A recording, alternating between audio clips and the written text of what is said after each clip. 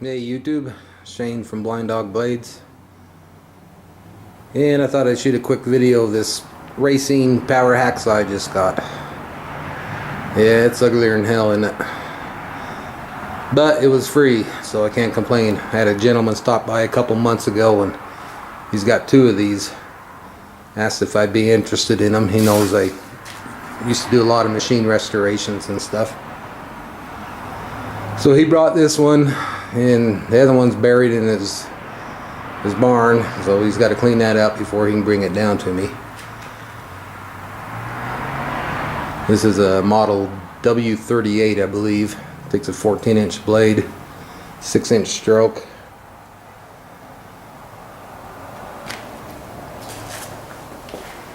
And we just got done bringing it down the slope into the shop through the overhead door here. It's got about a 20-degree slope out there, and it's a pain in the ass bringing machines down it. But what I do is I use my pallet jack and lift it up so the pallet underneath is just barely scraping the driveway. I actually have to push it down, so it just acts as a brake, and that works pretty good.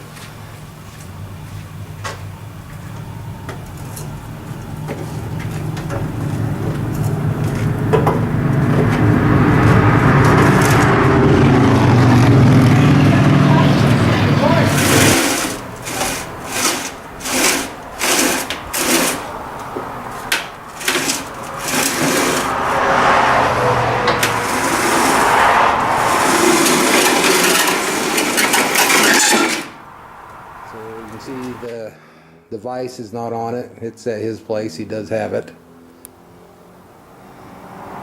The arm is froze up. Lots of rust on this, but the motor does turn, so getting the arm free shouldn't be a problem. The hydraulics, I'm hoping they'll work. They're kind of a self-contained unit. There's no hoses or anything. So the weather that this has been exposed to hopefully didn't do anything to the hydraulics down there. This thing's got about 5-6 different coats of paint on it, and I don't understand why, because the original paint is underneath it. But it's white, gray, green, gray, all sorts of funky colors.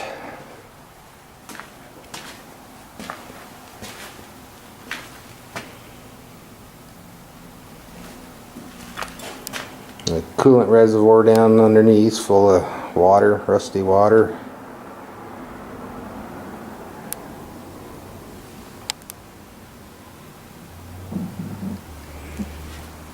So I haven't decided if I'm going to do a full restoration on this or just get her up and running.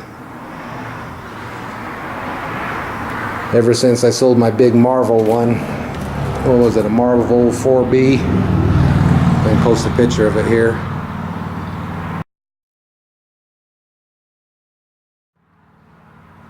Ever since I sold that, I've been kicking myself in the butt for getting rid of it, because they're handy.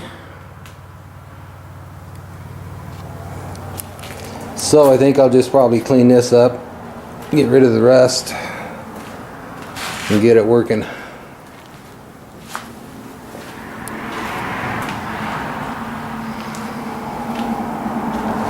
It weighs 750 pounds according to the catalog.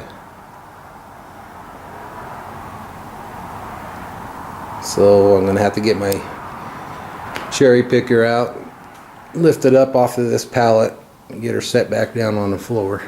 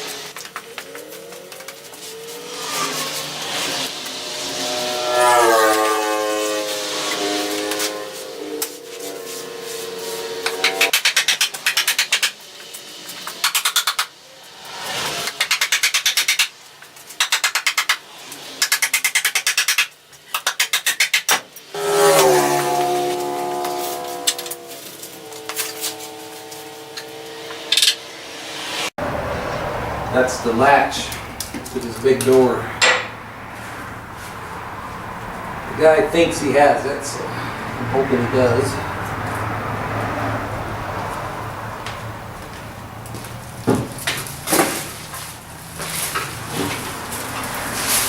Oh hey, looky there. There's the door.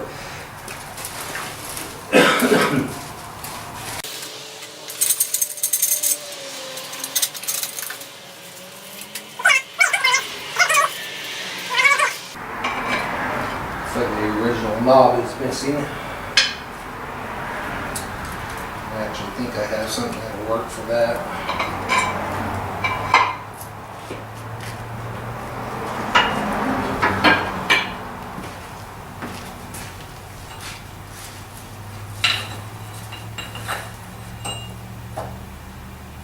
Hey, original knob.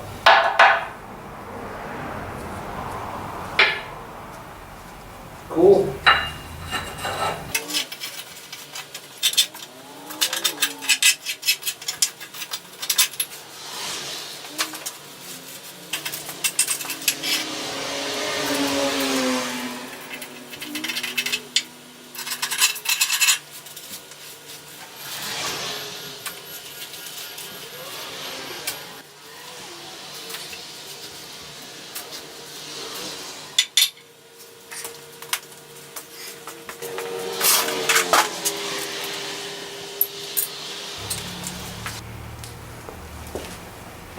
Put some light on it so we can see a little bit better.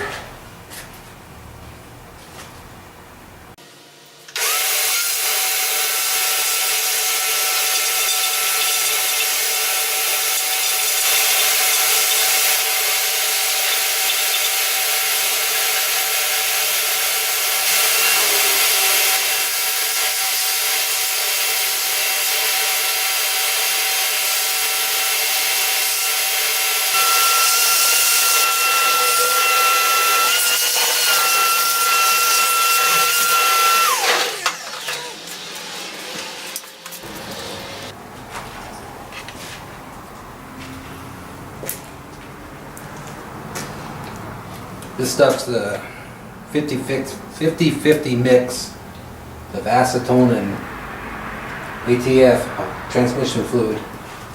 It's the best penetrating oil you ever find.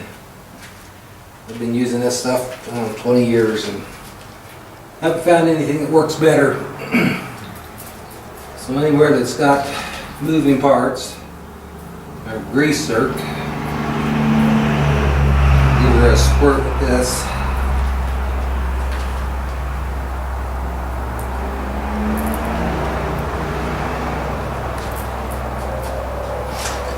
See if we can start getting some of this stuff freed up.